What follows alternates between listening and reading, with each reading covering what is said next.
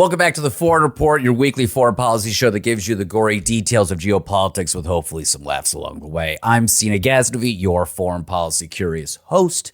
And with me today is a special guest. Travis will be with us next week. I'm away at an undisclosed location on vacation with my family. So we wanted to do a interview today with an amazing author. His name is Michael Albertus. He's a professor of political science at the University of Chicago and a writer for publications like Foreign Policy, the New York Times, and Foreign Affairs. But he's written 5 books, and his latest is Land Power: Who Has It, Who Does It, and How That Determines the Fate of Societies. What I find really interesting about this concept of land is that it's something we ignore. It's something we don't really think too much about unless you don't have it. Unless you're one of the people that is trying to buy a home for the last several years. And I think this last year, 70% of the people that have been looking for a home can't buy a home. And it's not just homes, it's land. It's how land is distributed and how land originally was taken from people, redistributed to people in power, and then now we're dealing with the consequences of that. We have a president in the United States that is completely disassociated from the truth of what's happening in South Africa, and Professor Albertus is going to talk to us about that. We're also going to talk about climate change. And believe it or not, climate change is going to affect everything.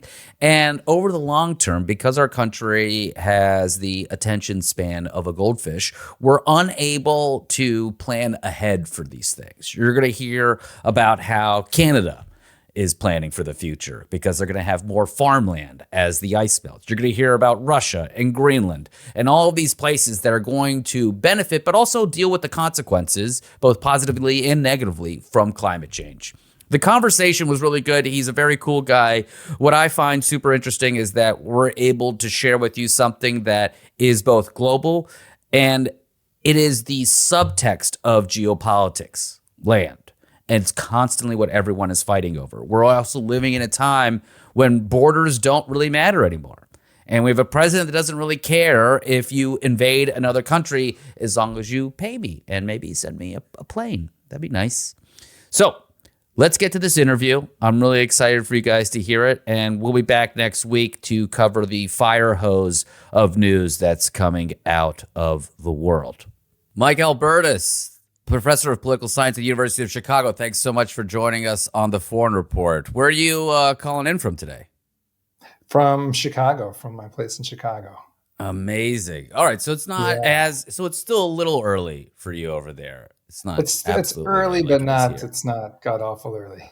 And you're in a safe place away from your children. I am too. That's right. That's right.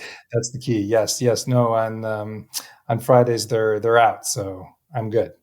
I wish I'm going to have them sleep in a tent outside some mornings. I think we've got the cover of quiet here for a little bit. Thank God. You wrote this amazing book called Land Power: Who Has It, Who Does It, and How That Determines the Fate of Societies. Just some light reading, just some light, nothing too niche for you, I suppose. No, that's right. All softballs here. Yeah, your book is about, how land is distributed. Or properly, more accurately, right, how land is seized and then redistributed, right? And then the research you did, which I find to be the best part about all of this, is that you weren't just behind a computer chat GPTing, all the research. You went out into the field. You were interviewing people. You traveled the entire world. Can you first give me and our audience here a sense of your argument in the book? What is the Great Reshuffle, as you've talked about it? Right. So the basic argument in the book really is that land is this cornerstone in human societies, and it shapes political, economic, and social power. And society revolves around those forms of power. And the argument about the Great Reshuffle is that over the course of human history, leading up until the last few centuries, land became very concentrated in the hands of a relatively small number of people in many pockets of the world. I'm thinking about Latin America, most of Europe, and parts of East Asia in particular.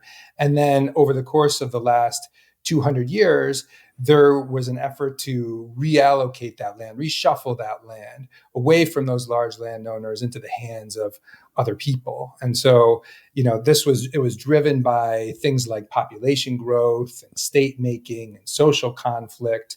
And, the demand for land grew along with the ability of states to reallocate and reassign that land. And that led to this major overhaul in the ownership of land across the world. And it really fundamentally marked just about every society that we know of. So how does that play out today in impacting our lives today and around the world? So it plays out in several different ways. One way is that in essence, we're sort of living and breathing the consequences of those reshuffles of land, whether we're talking about how rich or poor a country is, whether or not they face different forms of racial hierarchies and inequalities, how gender relations work within a country and gender inequalities, as well as the treatment of the environment, whether the environment has sort of been, trashed along the way, or whether it's been, preserved in a better fashion along the way. So so we're living and breathing this today. And still, countries are also engaged today in doing similar sorts of reshuffles. So this reshuffle is not really over in that sense. In some countries, it happened longer ago than others, but it's, there's a new reshuffle, I think, that's on the horizon here, and many countries are very much engaged in it today. Let's just, for a second, I want to think about the origin story for you and this book.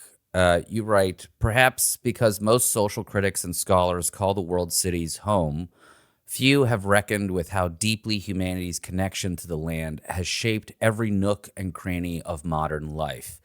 All roads in society lead back to the land. The English muffin of the world, does this have some sort of personal connection for you? What is your personal connection to writing on this topic and this book? Sure. There's a couple layers there. One of them is that as I was writing this book, and in the kind of early phases of thinking through this, my dad was working on our own family history. When he retired, he started working on our family history, and in particular, trying to trace back his own family history, what happened with his grandparents as one of them came to the United States and the other ended up staying in Poland. Around the time of World War I. And, he was working through that. He was also working through, genealogy on my mom's side as folks came over from sort of peripheral parts of, the Prussian sort of empire over to the United States in the 1800s. And he started uncovering a lot of interesting, fascinating stories, really, and only very recently was able to trace some of his Polish ancestry back to serfdom. Basically a form of slavery up until the mid 1800s, really.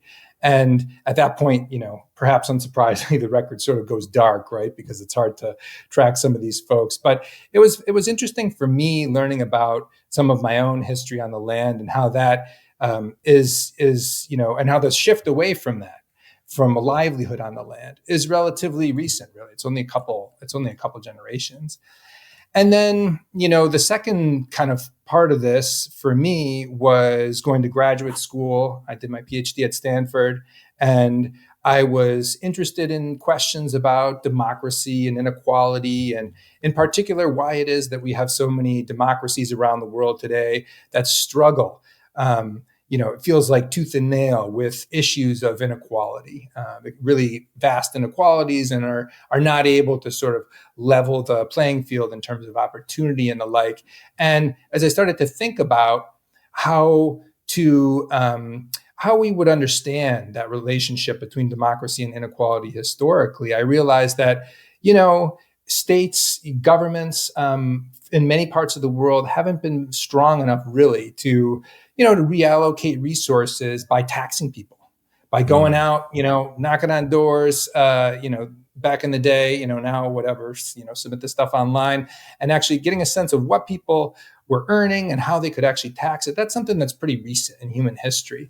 And so the vast majority of ways in which countries tried to level the playing field in the past was through the major asset that people related to and that they held, which was land. And so again and again, we see these huge attempts to reallocate land across the world. And that really fascinated me. And I started doing, field work in Latin America, then in Europe and in China and in other places. And just getting out there on the land, talking to people, digging into government archives to see what's been going on with this stuff. And the stories were really just pulled me in. And that, I grew a deeper connection in that sense with the land sort of everywhere. We do take it for granted. We walk around this land. I think I live in a home in Los Angeles, and just replacing the grass, like we had grass here when we got here, and then I was so excited coming from New York, and I was like, we're going to have beautiful grass here. And then I watered it for a month, and I got the bill, and I was like, we're replacing all of this grass. It's out. It's out. This grass is out. It doesn't belong here. And if you think about it, there was no grass here before. Someone had to plant. It's not like the indigenous people that were here, the animals that grazed here were grazing on grass. It was a desert out here. So there's no reason for us to have had grass. And then like just digging into the ground and seeing, someone from a long time ago, there was some concrete like deep into the ground, and like who was here before? What was the history of this tract of land? How did it get carved up? How did all of these houses in this neighborhood become into existence? It's a thing we never think about, but that we assume that we all have this right to it. But now there is no right to it. It seems there's more barriers to homeownership now more than ever. I don't want to jump too far ahead, but there was some stat that you had that I think it was after 2000, was it 2019? Oh, right. Homeownership dropped from 69% before the 2008 economic crash to roughly 65% today, which is crazy. The biggest bull market the country has ever seen happened after 2008, yet fewer people own homes. That's insane. And it's not those guys that are like, you shouldn't own a home, the phantom costs. These are people are trying to buy homes and they can't. Yeah. No, that's right. No, we've never, kind of gotten out of that hole, right? In terms of the post-2008 Great Recession, in terms of home building, there's still a shortage of around 4 million homes in the United States. And, every year the housing market comes on and people are like, okay, well, maybe finally, the ice in the market is going to thaw and there's going to be more homes for, up for sale, and they're going to be more affordable and mortgage rates will come down. But, again and again and again, it feels like year after year over the last several years, that hasn't been the case. And so the pandemic has kind of supercharged this problem that was already festering in the wake of the Great Recession, right? Jacking up prices and that kind of thing. And so, yes, there's this huge shortage, and, about half of people who are looking for a home in any given year now end up empty-handed at the end of the year. And so it's something that's really core to our society in many ways. We think about the American dream and home ownership and that sort of thing. And it's becoming more and more unattainable because of both, inventory shortages as well as prices. Home prices are very unaffordable for many people now. You talk about the American dream, and I think about that word dream. And looking at your book, I was struck by this idea that you mentioned about things really shifted evolutionarily. Kind of, it reminded me of also Johann Hari's book, Sapiens, where it's like when we went from the hunting gathering to the farming, that's when we started thinking about land totally differently, right? It wasn't so chill anymore. We weren't just walking around grabbing things and killing things. That's right. No, that was a huge transformation in human society, right? If you think about 10,000 BC, basically everybody lives in hunter-gathering. I think about 10,000 BC. That is my realm. Right? I think about it every day. It's like I'll tell you, ever since sort of writing this book and just sort of revisiting that, sort of reading more about that it's amazing. I mean, the population of the globe was less than the size of New York City I mean, there was barely anybody living, and people were very spread out on the land, and people lived in small clans, hunter gathering, societies and all that kind of stuff. And between 10,000 BC and 5,000 BC, finally we had the rise of kind of settled agricultural towns, right, where people could build whatever, a little shack, a cave, what have you, stay in one place year round. And that was really facilitated by agricultural surplus, right? Planting crops for the first time in human history and harvesting enough that you could actually live year round between that and, whatever, other things that were going on in terms of, seasonality of, fruits, nuts, animals, what have you. But yeah, that really changed things because it meant that people were now fixed in space for the first time ever, right? As opposed to moving around, seasonally and the like. And it also meant because of that, sedentary nature on the land and the ability to produce surplus, it meant that some people could divorce themselves from having to actually produce on the land. They could specialize in other things. They could become full-time priests or soldiers or merchants or what have you, and do other things. And that really generated the kind of origins in many ways of the sorts of hierarchies and inequalities that we see today, because it enabled some people to try and, for more and more and more, try and grab that surplus and to channel it into building hierarchies of power and then projecting that power, through space to neighboring communities, neighboring societies, to try and appropriate their land and their surplus. And so you see, by several thousand BC, evidence of these kind of raids across different communities, conflict over land, conflict over territory. And that only became more and more significant and serious as populations grew and societies became more complex.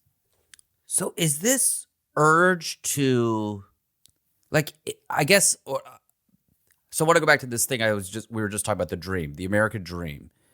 And the reason I brought up Johann Hari's book Sapiens and this kind of evolutionary aspect to it is owning land, or is this ability to, is it in our DNA? Is this urge to not separate ourselves, but maybe it is, or to gain power? Is it just part of a survival instinct, I guess is my question for you, that you've noticed evolutionarily that's come up, and then land is the vehicle in which people have used over time, and the result of that is this separation, this hierarchy that's been created over in societies? Mm-hmm. Mm-hmm.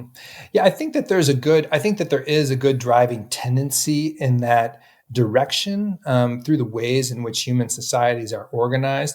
I will say that it's certainly not a fundamental or a constant across human societies, right? So, of course, we know that well after 10,000 BC, up until the present, frankly, in parts of the world, but certainly up until the 1800s and 1900s, when there were larger indigenous populations that hadn't been as disrupted by colonialism as they have been over the last couple of hundred years, people were living in very different and relating to the land in very different ways, right?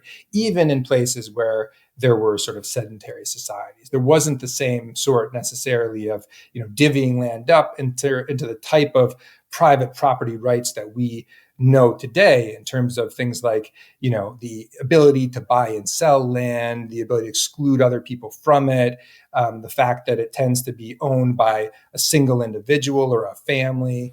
Those notions of Western style property rights are much more recent. And now they're quite prevalent, but I wouldn't say that they're deeply embedded within the DNA of humanity. I think they have changed, and I think they can change and probably will change, frankly, in the future.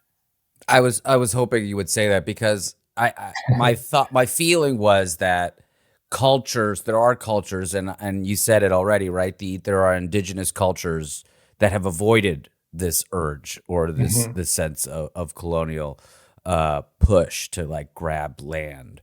What are a couple of those that have avoided it previously and still today? Mm-hmm.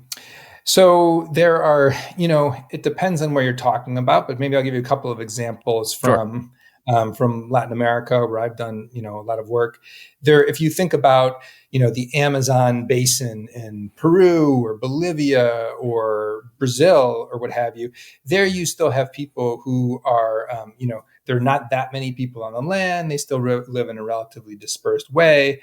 There's no sense of ownership over specific areas, right? Rather, there's this identity with the land and with this kind of general sense of territoriality, but there's not individual ownership of land. And even if you move to some more populated places, like, the Andean region of South America, in particular, let's say in Bolivia or in Peru, parts of Ecuador, there you'll see that there are many communities that have land and that hold land in a communal fashion. They might have land that's broken up and used amongst different families. Some of the land might be broken up. Other land might be used communally at the same time within that same community.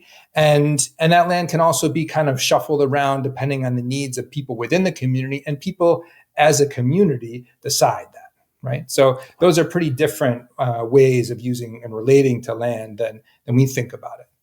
So they're all in a Facebook group, and then they all message each other, right? They're like, yeah, let's who deserves it today, right? Yeah, exactly. Yeah, let's no, they go old on school. Reddit. They all sit, they all gather They just and talk. sit in a room together, and they This is talk crazy. it out and they figure it out. Do not compute. So can you pitch Zoom? Okay, listen. So the other part of this idea of home ownership that I think was really striking that I've seen you write about is that the economic inequality that gets created when people are not able to own a home has a lot of knock-on effects. You had written that scholarly research showed that home ownership enhances the tendency to engage in politics, from participating in city council meetings to donating to candidates to turning out in local election, and just basically participating in democracy is something that's more prevalent from people that are homeowners. Talk to me about that, because that is striking to me, and it speaks to what I'm seeing in America, especially today, and I think around the world, a sense of nihilism that has taken over. And I think that's what we're seeing in our, the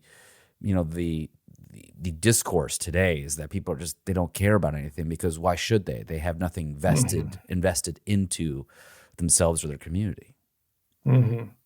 Yeah, the ownership of, home ownership and the ownership of land is this kind of great accelerator in many ways of wealth and opportunity.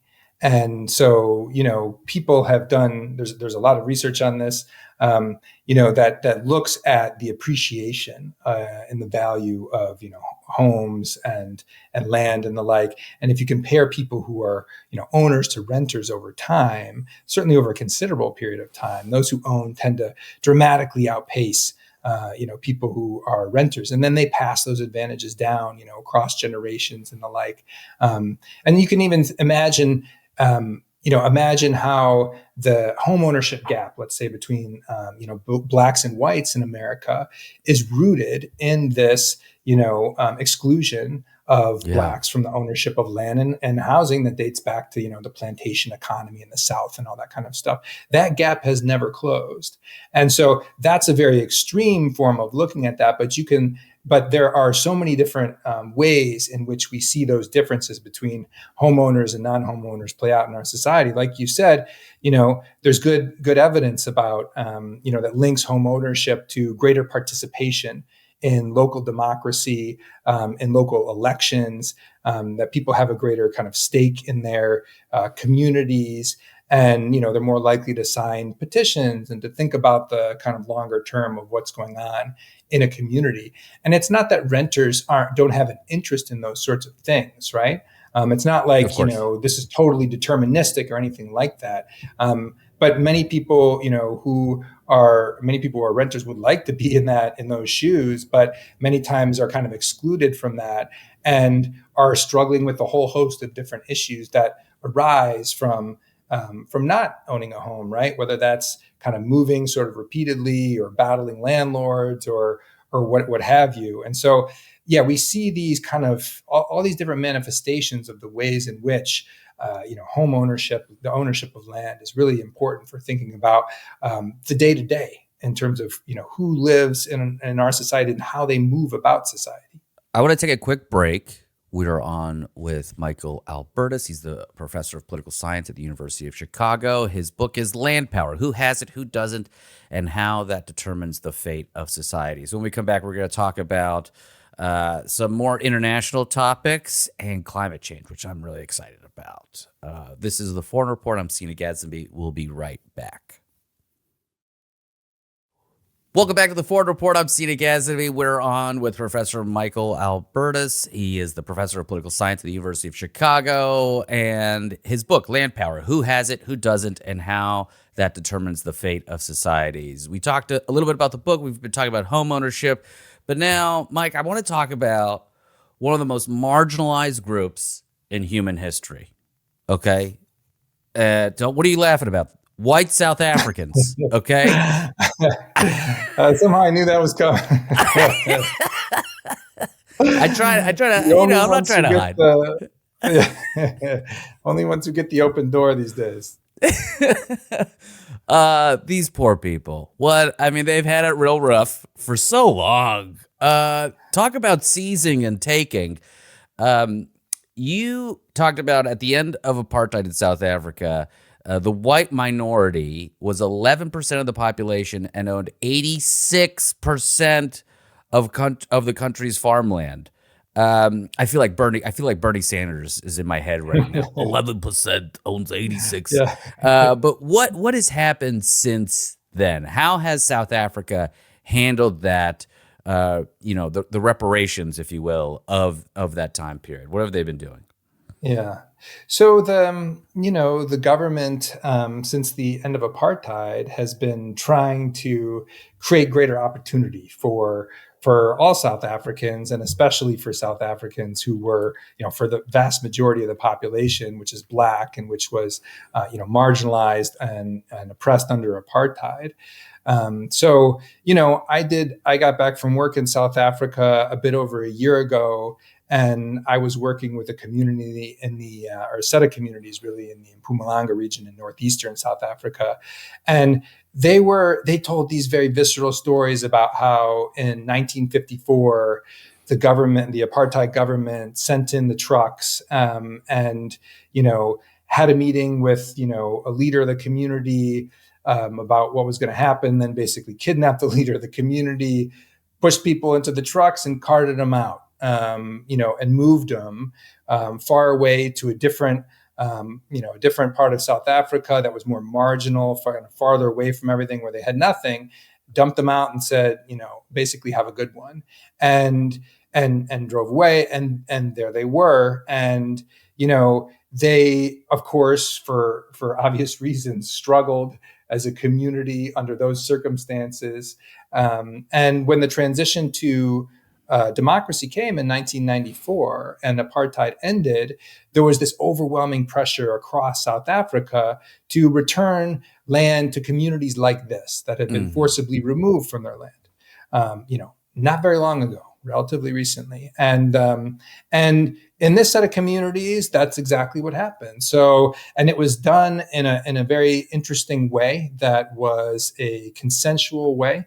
And so in these communities in 2008, what happened is the government purchased land back from the owners of the land that had previously been, the land of these communities. They paid almost $500 million for that land.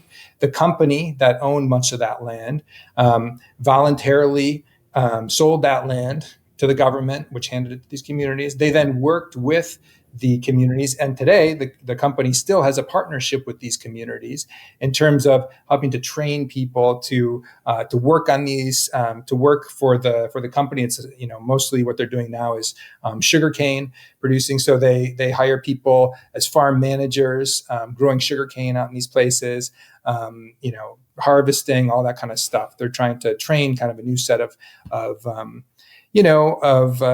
managers and people who can enter the corporate ranks to work on this land. And the company is now leasing that land back from the communities and paying royalties to the communities for the leasing of that land. So it's this really interesting arrangement. Wait a minute. That kind of blows the mind.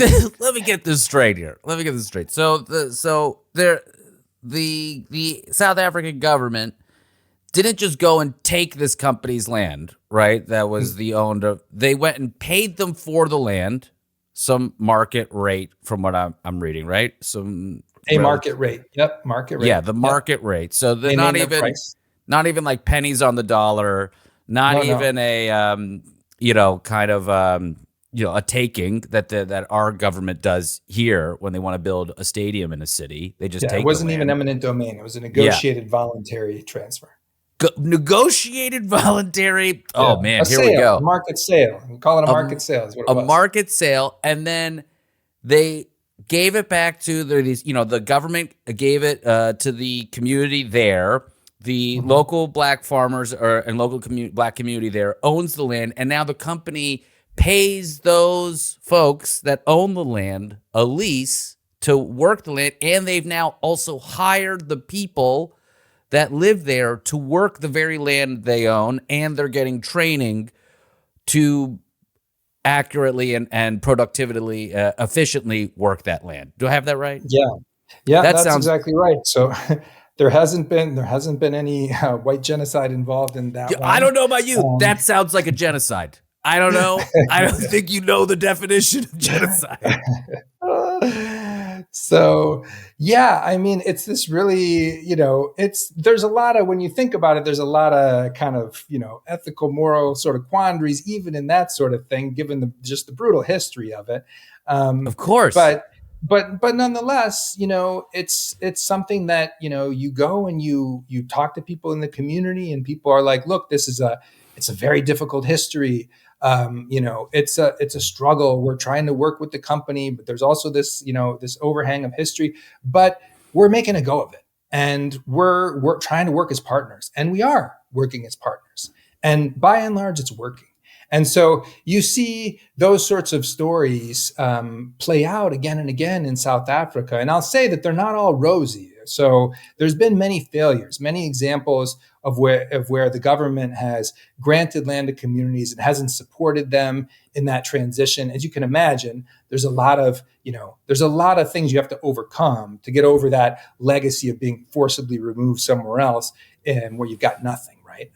All this kind of training, all this built, education, human capital, infrastructure, you name it. There's a lot that has to be done. So people need support. And sometimes the government hasn't given enough. So some of these communities have failed on the land. But the government has never been going around just expropriating land willy-nilly and not paying people for it. They've been paying across the board. They've been paying market rates. In fact, the biggest complaint is that there's a relatively few number of these, large white landowners on the land. So, some of them have been able to, it's not easy. The South African government wants more land. And so it's easy to push prices up that they have to pay for that land. So if anything, they're paying a bit more than they might otherwise pay for the land. Look, there's also been, there is, it's not a perfect place to, think about our own country, not a perfect place. Homicide rates are high. Crime is high in South Africa. They still struggle with a lot of the legacies of apartheid. It's one of the most unequal countries on earth. Unemployment for Black South Africans is very high, especially for young people. And so, so homicide rates are high, as I mentioned. And there are whites that are killed, and there is racial violence, but it's not of the sort that is portrayed by Elon Musk and Donald Trump. In fact, white rates of homicide amongst Afrikaners and amongst white South Africans is about a quarter relative to their percentage within the population. So they comprise about 2% of homicides, but about 8% of the population, right? There are killings of white farmers, but they're relatively, they're really not that common at all. I think last year there were 10 or less. And so in a place that had 25,000 murders, it doesn't seem like, white South African farmers are being singled out. They're just not being singled out in the way that that Trump is suggesting that they are. And so, the government, and to the contrary, has been very kind of even-handed, in my view, when it comes to this transformation, this generational kind of transformation of trying to restitute land and repair for the damages of apartheid. This is the thing that I think people don't get is the acceptance of how difficult something like this type of transition is, and the amount of failures that are going to come with it. The tech Silicon Valley bros here are all about fail fast. Okay, and they don't mind failing if it results in deaths in a car accident, or our data being leaked to a foreign power. But when it comes to something where absolute wrong, the most absolute wrong we've seen in human history, to be right, and there's going to be a transition time and learnings from that. I was reading Zimbabwe had a lot of failures, and it looks like South Africa has learned from those failures. Can you talk a little bit about that? Yeah, completely. And that's kind of the boogeyman in a lot of this, to be honest, is will South Africa become a Zimbabwe, right? And what happened in Zimbabwe was far more radical and far more problematic than what's happened in South Africa. And you can chalk that up, in my view, to basically one difference, which is democracy and dictatorship, right? So South Africa, since the transition to democracy, has been a moderate democracy and a relatively strong democracy. Whereas in Zimbabwe, when they gained independence from Britain in 1980, really so relatively recently, by the time, and even that sort of independence was a constrained form of independence really until the 1990s. And once the 90s, once the 90s turned and then into the 2000s, one of the world's most notorious authoritarian leaders, Robert Mugabe, was trying to completely overturn that colonial legacy, and did so by the large-scale expropriation, seizure of white-owned land in Zimbabwe. And a number of farmers got caught up in that, got assassinated in that radical and pretty violent transformation. Didn't get land back. Many of them fled to other parts of Africa, some back to the UK. And so that was a very different experience. And in many ways, South Africa learned from that and recognized that is not Zimbabwe then, I should say, subsequently, went into this complete tailspin. Its economy completely imploded, productivity imploded, poverty rates went through the roof. And so, South Africa saw that and said, nope, we're not going to do that one, right? And the ruling party is constrained. Like I said, it's a democracy. So I should say, by the way, parenthetically, that they also are in partnership with since the last election, with the largest opposition party, the Democratic Alliance, which is the party that's most closely associated with the business class, with white South Africans. They're in a coalition government right now. And so that sort of arrangement and how it's evolved over the years has been one that has led to a constrained government, one that's very nervous about transferring, property in ways that don't follow kind of democratic rules and procedures and norms. What is the role of the United States? Like, why does the United States care so much about how land is transferred in South Africa? And has the United States tried to influence land transfers in other parts of the world? So the United States definitely has tried to influence land transfers throughout the world. In many ways, we've tried to, export our sort of history, really.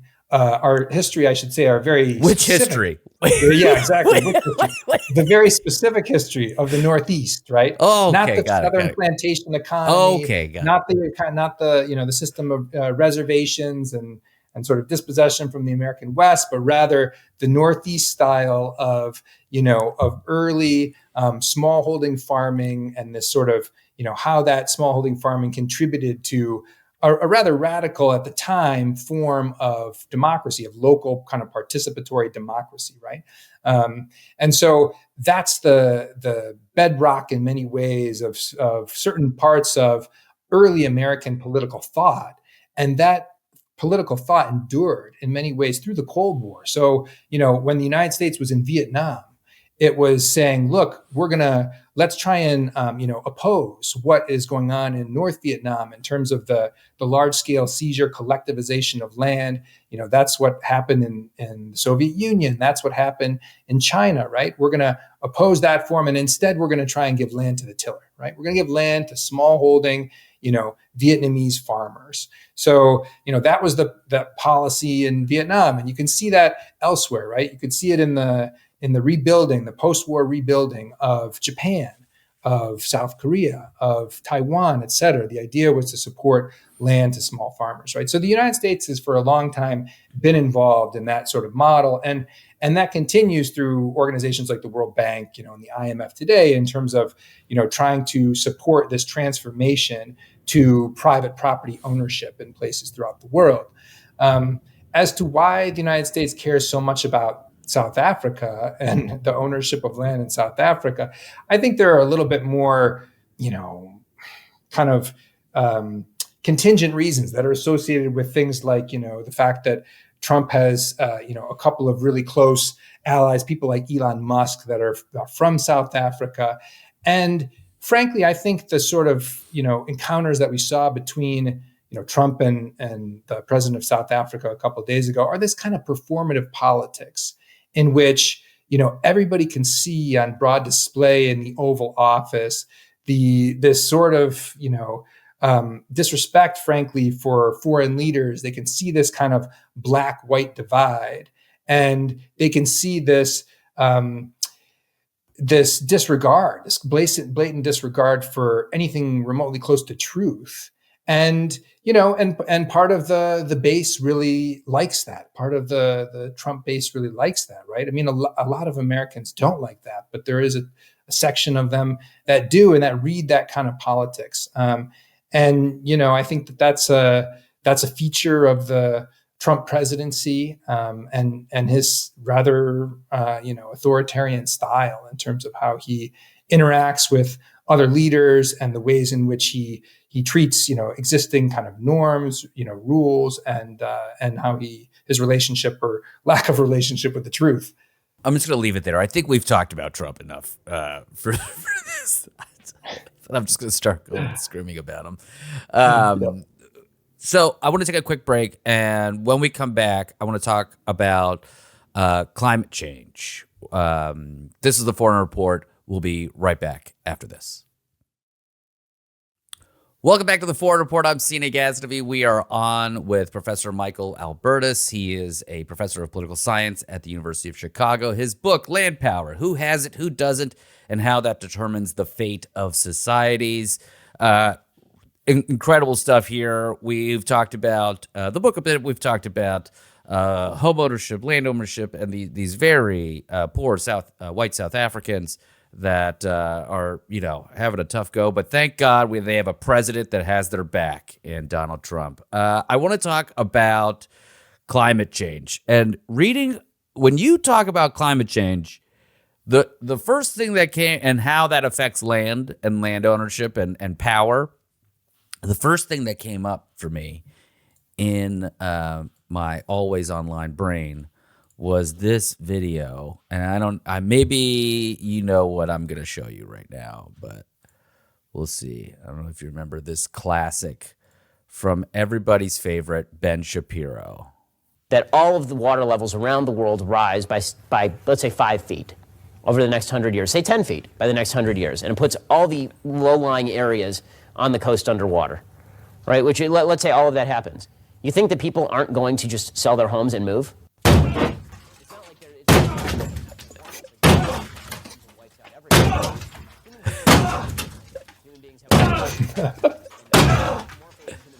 Just one small problem.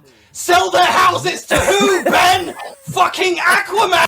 The old Aquaman meme that came up, And that's what it made me think of. But then I also want to ground this in an intellectual discussion as well. And he was on the Lex Friedman podcast, and I found this clip of him like broadening his statement on climate change, which still is awful, by the way, which is still doesn't make any sense generally, which just shows you how like he's not a real person. He's just a facade of a human that screams a lot. Okay, which I guess, aren't we all a little bit? Here, let's play this Lex Friedman clip. Let me ask you about climate change.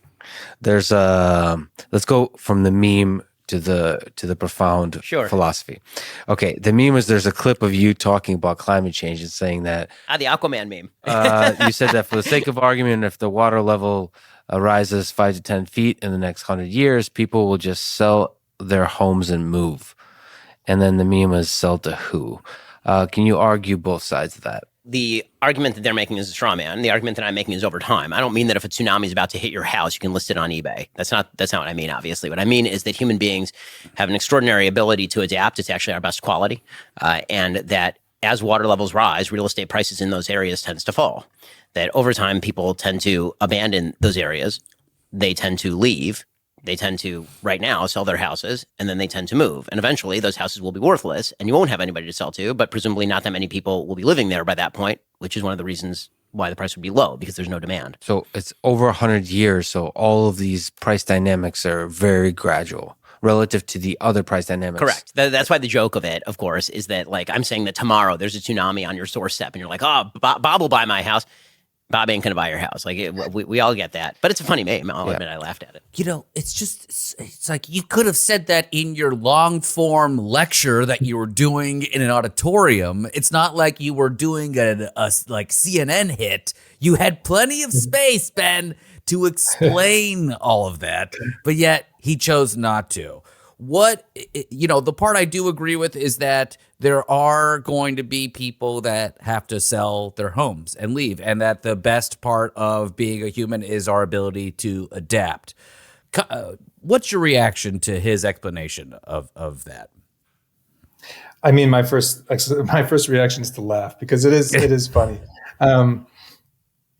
But it's, I read this stat a while ago that, Miami, I think about 60% or something like that of Miami-Dade County is going to be 60% underwater by like 2060 and is expected to be 100% underwater by 2100. Miami-Dade County can build, walls, right, to try and keep the sea out, and they can try and adapt, right? This is the adaptation form of things. But not every place might have as much money as Miami-Dade, and the sea's not going down anytime too soon, right? So these projects are going to be extremely expensive. And by the way, there are hurricanes, et cetera.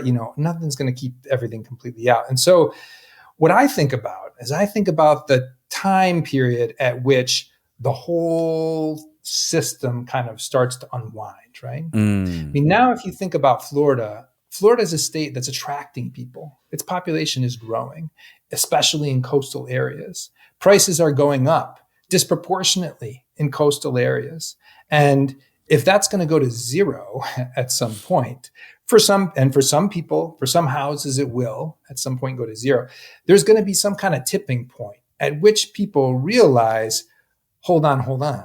This isn't going to be gaining, 7-8% a year. This is going to be losing 7 or 8% a year. And people are going to start to dump en masse, right? People are going to start to go towards the exits and things like people don't do these things calmly. They don't gently, like one at a time, like, oh, let's just do this one at a time, orderly fashion, sell your home, gently walk to the next inland home for your amusement. No, it's going to be a fire sale when there's going to be FOMO. Everyone's going to freak out. And they're going to, like, the whole real estate economy there is going to plummet.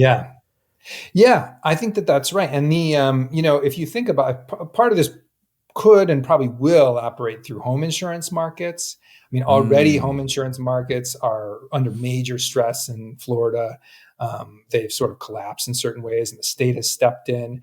And so at some point, it's just going to, and for many people already, home ownership, home insurance policies there are basically unaffordable.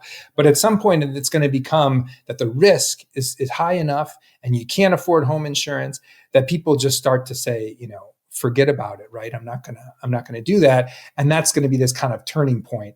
And it's going to generate a major problem. And it's not only in Florida. I mean, we're going to see it elsewhere, right? I mean, if you think about California, you're from LA, right? The wildfires in LA are really a function of a changing climate, because, the dry season is being pushed further and further back, such that now it's starting to overlap in extreme years with the Santa Ana winds that are coming off the Sierra Nevada. And they're just, there's this tinder in the, kind of the urban wildland interface. And it's, blowing fire into the city when there are sparks, right? And so that sort of thing, and now in California, there's going to be a special assessment, across the state in order to try and make insurers, stay above water and stuff. That sort of thing is going to become more common. So I think what we're going to see with climate change is there's going to be this progressive set of, push factors to try and get away from these sort of riskier areas. But right now, it's not really priced in. People aren't thinking about it in even the medium or long term fashion. They're thinking about it in a shorter term fashion. And so either as a society, we're going to have to majorly subsidize these risks, but at some point it's just going to break, I think, and people are going to have to start to, move and reallocate and relocate. Yeah. So here's my thing about climate change. Tell me how this resonates with you if we're from far off. I think, obviously it seems very clear. Sea levels are going to rise because the ice caps are melting, because the temperatures are rising. But the doomsday conversation is kind of similar to what I think you and I are talking about here. I don't think we're going to end up in Waterworld, right? I never see this like Waterworld future for ourselves. I always view, and I'm an Iranian American, I look at some place like the Islamic Republic of Iran that has zero to little infrastructure or urban planning or support for communities that are impoverished or that villages. We've already seen earthquakes and floods that have wiped out villages because when the villages were built, they built on a dry riverbed and they didn't know. An urban planning or an infrastructure or a government that wasn't fanatical and taking their entire country hostage would have helped flag that to them, right? Poorer countries aren't going to be able to react to climate change in the same way that the United States is going to be able. You even said we can build walls in Florida. What is I don't know, is some other country, some developing nation going to be able to build walls, sea walls? I don't think so. They're not going to be able to build anime level sea walls to keep the ocean away. And so I just see swaths, and then the tornadoes. There's going to be swaths of land inside the United States that there's just can't live in because of climate change. Is that how you see things? Because I think that conversation doesn't seem to be one that I'm hearing. All I hear is either climate change doesn't exist, it's a hoax, or it's going to be Kevin Costner will be president and it'll be Waterworld. Yeah, there's another rosy scenario, which is, move to Canada. Canada's looking pretty good from the perspective of climate change, right? Yes. Yeah, no, I'm with you that, it's not a black and white situation. It's gray. In the sense of what's actually going to happen. It depends on exactly where you're at. It depends on when you're talking about.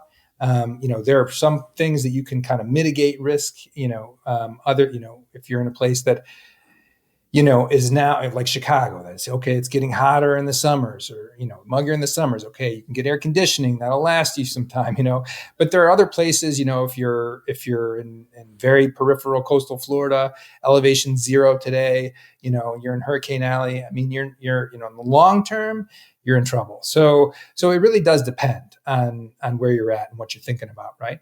And as these changes occur and as these shifts start to happen, a lot of other things are going to change as well, right? So, I'm joking about Canada, but in some ways it's not a complete joke. Canada has a live discussion going kind of across the political spectrum for how it can position itself well from climate change, right? In particular, basically encourage immigration and shift the country, to a considerably higher population, larger population, and take advantage of, some of the major changes that are going to be happening in terms of the thawing of the permafrost and how that, that land can conceivably be converted into agricultural land, and how it can benefit from, northern shipping routes that open up as Arctic ice freezes. And does Canada want those things, in terms of climate change? No. But are they thinking about how to adapt? Yes. That's Canada. You wrote there's going to be 4 million kilometers of farmland that they're going to be able to use for wheat, corn, potatoes. I feel like I'm playing Settlers of Catan. They're going to have all the resources in a few years. And what am I going to be like, a skeleton smoking a cigarette in LA here? What is going to happen? Yeah, I mean, it's going to be pretty wild. I mean, there's a lot, permafrost is really going to be melting, and a lot of land is going to become potentially arable land. I mean, not all of it's going to be used for agriculture. It won't necessarily happen quickly, but will this transform? Yes, is the answer. That is going to transform, especially as other places that are today, major bread baskets of the world are going to become, less productive, right? I mean, if you think about the American Southwest already, farm yields are declining, and the picture looks pretty dire. I mean, they're in a mega drought, right? And so, agriculture there is going to be squeezed progressively more and more and more as agriculture has become far more, productive and possible in, further climates that are further north. So yeah, there's going to be a lot of changes that come about. And one thing I think that's also important to keep in mind with the transformation is also the shift in the global population, right? So the global population today is 8 billion. Before the end of the century, we're going to 10 billion. And that growth and that shift is going to be very uneven, right? So, it could be that, the predictions are that Nigeria's population might grow to something like 700 million people by the end of the century, while China's drops to something maybe in that same vicinity, right? And so thinking about a country like Nigeria and other countries in Africa, like Democratic Republic of Congo, Ethiopia, that are going to be quite populous, Tanzania, thinking about they're also at the same time in the crosshairs of climate change, and that's going to generate a lot of problems. They don't have the same resources to deal with it that Canada has to deal with it, right? And so there's going to be all these other things going on. There's going to be a lot of population shifts and a lot of other changes. Just to stick on this, the permafrost melting, Greenland. Also, we've talked a lot about Greenland on this show, and the president's obsession with, frankly, the United States has had an obsession with trying to get Greenland. We've talked about the geopolitical, strategic interests, because that's where the missiles are going to come from. So, they're going to come over Greenland. We have like a nuke substation there, all that stuff. But you were writing that what's underneath all that ice, there's iron ore, lead, more Catan references, sorry, gold, rare earth elements, uranium, oil, so Greenland, and then also, so Greenland's it could be a hub for the rare earth minerals and elements that we need to make all the technology that we have and use today and in the future. Yeah, that's something that's really important. So, in many ways, China has been ahead of the curve in terms of the sourcing and production of rare earth metals that are key for these next generation technologies, whether you're talking about AI or you're talking about satellite technologies or batteries for EVs or what have you. Rare earth metals are used in all of these, right? And the United States is struggling now to source enough of these and to secure rare earth metals going forward. And so, the deal that was struck with Ukraine in terms of producing rare earth metals in Ukraine is a reflection of that. And also, in my view, the interest in Greenland, because Greenland is anticipated to hold a lot of rare earth metals. And so that is something that is potentially very valuable, in addition to its, strategic positioning for both defense reasons, but also for, northern shipping routes that are going to open up. And as Arctic ice melts, I mean, basically the entire global shipping network is going to be completely rerouted and rerun. And a lot more shipping is going to happen along the northern coast of Russia and Canada. And Greenland is an obvious waypoint to between major markets. And so it's going to be of strategic importance for that reason as well. So there's a lot of reasons why Greenland, I think, is in the crosshairs. Okay, I'm not sure if the Yemeni Houthi rebels can make it up to Greenland to disrupt the shipping lanes, but we'll see about You'd probably like to if they could get up there. I want to be respectful of your time. I know you have to leave in a little bit. So let's just do real quick here. Russia is basically doing its own version of the Homestead Act, which is when America gave like 160 acres to people to, each person 160 acres to go like farmland in America's West. They're doing that in East Russia. Putin's just giving land away to people because of this very thing that we're talking about. Yeah, I mean, yes, Russia is, Russia's positioned like Canada from the perspective of climate change, in the sense that it's going to benefit from, the melting of Arctic ice and northern shipping routes, B, the melting of permafrost. So, and Russia is, Siberia, the Far East, it's Arctic, extremely sparsely populated. So yeah, it's trying to encourage people to settle in those places. It's just, to me, and I'm reading like Antarctica, we're going to be fighting over places in Antarctica. Like, what? This is, first of all, America has the attention span of a goldfish. We plan not barely 2 years ahead. This is why our president currently has like bum rushed everything through with executive orders and through Congress, and all these fiscal conservatives are passing a bill that adds trillions to our deficit and stuff like that. It's like we can't. But meanwhile, Russia, China, Canada even, they're all like, we can look out 50, 75 years because of climate change and start making plans. I say all that to ask, what gives you hope? Mm-hmm. Yeah, I mean, that's okay. He blacked out, everyone. Right? I'm sorry. We got to go. I'm sorry. Yeah, what gets me out of bed in the morning, right? I mean, kids help. Yeah, I was going to say, your kids probably get you out. Yeah, you got to feed them. No, I think that there are a lot of people are very aware of these issues, right? A lot of people are having the sorts of discussions that we're having. And maybe it's not so easy in the United States because we have this constant sort of, we have this polarization, this political polarization, this turnover in our politics. Sometimes it's very difficult to do long-term planning. But if you look at it in sort of political microcosms at the state level, locales, et cetera, you see a lot of experiments in terms of trying to address these issues, right? A lot of initiatives to change how we adapt to climate change, to change how we think about property rights, to encourage more sort of pro-social, behaviors on the land that people already own or the homes that people already have. There's a lot of experiments in that, and we see that not only in the U.S., but we see that around the globe. Right? There are a lot of initiatives to create greater opportunity for people on the land, to try and address climate issues, to try and rewild parts of the planet, to try and preserve biodiversity, et cetera. So those things do give me hope. And I think that, I feel like, humanity is a bit, and certainly the United States, is a bit behind the curve in terms of addressing these issues in a much more proactive way, in a much more concerted and coordinated way. But many people are very aware of it. And I'm hopeful that we'll get there at some point. Professor Michael Albertus from the University of Chicago for political science.